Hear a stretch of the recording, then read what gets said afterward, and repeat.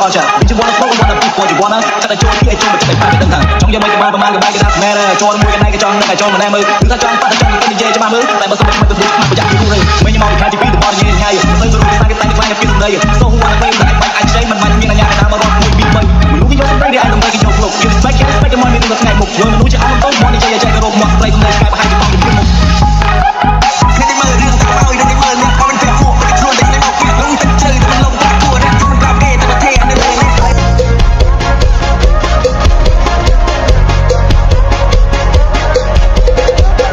ini kumpulan song rap Korea DJ MCK Remix.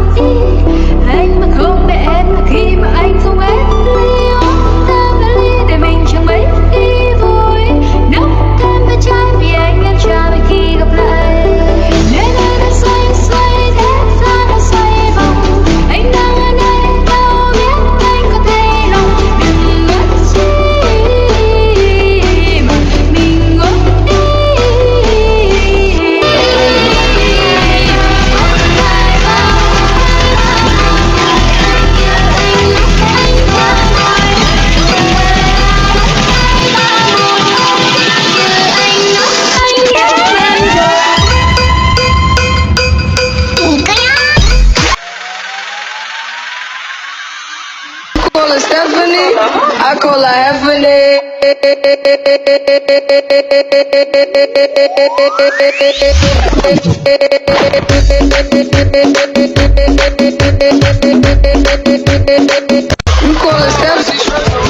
You call her Stephanie, I call her Heavenly.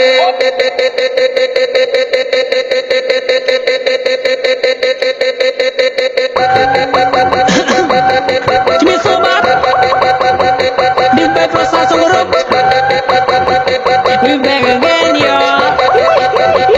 Okay, let's go.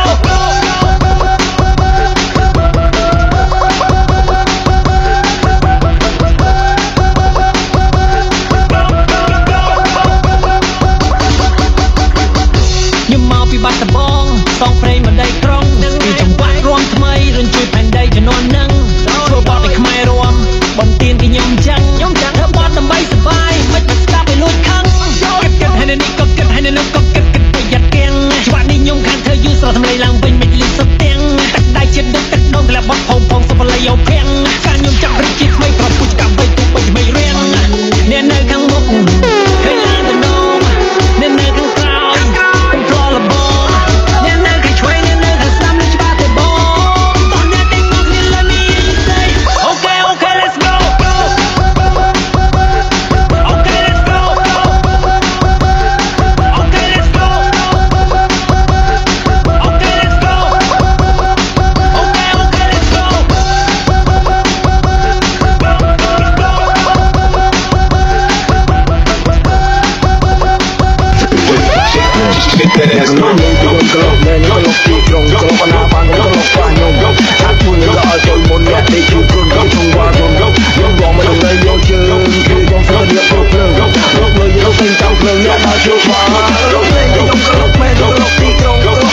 Go